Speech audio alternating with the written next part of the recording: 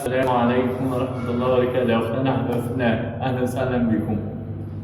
النهاردة للجمعة، يعني نكثر من الصلاة على النبي العظيم صلى الله عليه وسلم. صلى على محمد حبيبي يا رسول الله صلى الله عليه وسلم. ليلة النصف من شعبان، ناس بقى بتسأل كتير: هل أخص الليلة دي بصيام بقيام وأخص نهارها بصيام؟ لا، لا يجوز. لا يجوز انك تخص ليلة بصيام. اقصد لا يجوز انك تخص ليلة بقيام او نهار بصيام.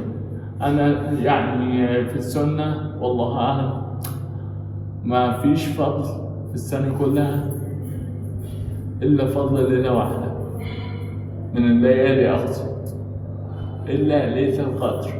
هذا الذي اعلم إنه ليه فضل في القرآن والسنة فقط. غير ذلك وارد أحاديث في ليلة النصف، بس مش عايز أقول لك كلها ضعيفة. يعني أنت ليلة زي أي ليلة، لو بتقوم الليل قوم زي أي ليلة، لو بتصوم يوم قمرية صوم عادي. أما تصوم يوم مخصوص وتقوم ليلة مخصوصة، لا، هنا لا يجوز.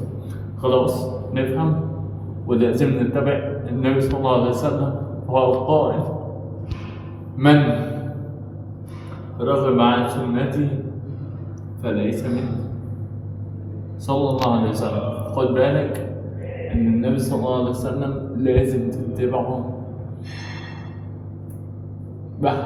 بحذافيرها، لازم تتبع السنة بحذافيرها. زي ما بقول لك كده بالظبط، لازم تتبع سنة النبي صلى الله عليه وسلم بحذافيرها. فلازم تبقى انت كمسلم، مش شرط انك تكون ملتزم او ملتحي او عالم انك تكون عارف الكلام ده. انت المسلم عادي لازم يعرف سنة حبيبه صلى الله عليه وسلم. انت لما بيحب واحدة بتذكر اسمها دايما عند المقربين ليك، صح ولا غلط؟ وبتعرف صفاتها واخلاقها واحوالها واشكالها والوانها وكل ما فيها، بتعرف كل تفصيل عنها. كذلك حبيبك وحبيبك محمد صلى الله عليه وسلم، صلى عليه صلى الله عليه وسلم.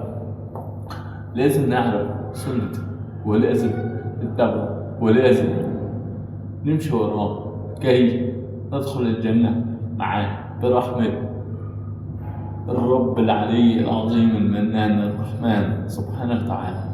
فبالله عليكم، أنا حبيت أخبركم بذلك، وحبيت أذكركم النهارده ليلة الجمعة، وحبيت أذكركم بأخلاقه، مش بكثرة صلاة عليه ولكن بكثرة اتباعه صلى الله عليه وسلم. اتبعوا في الأخلاق، في المعاملات، في المشتريات، في المبيعات، في الأزمات، في الأفراح، في الأتراح، عند الصبر، عند الفرح، عند الحزن، عند الكرب، عند الهم.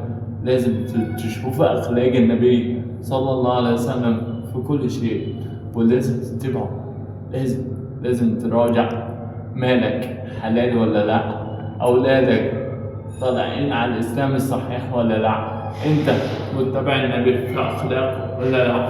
لازم ده كله أفضل من إنك تكسر الصلاة عليه من غير لازمة.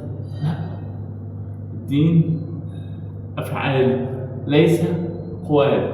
الدين أفعال ليس أقوال. الدين أفعال ليس أقوال. حطها في ذهنك. زي ما بيقولوا كان أجدادنا زمان بيقولوا لنا الكلمة دي: حطوها حلقة في ودنكم. لذلك أنا جاي أقول لكم: حطوها حلقة في ودانكم.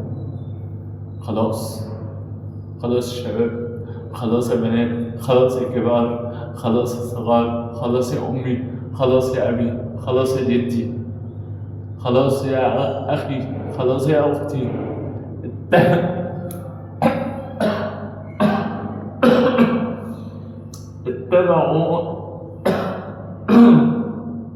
اتبعوا أخلاق حبيبكم صلى الله عليه وسلم، وجزاكم الله خيرا.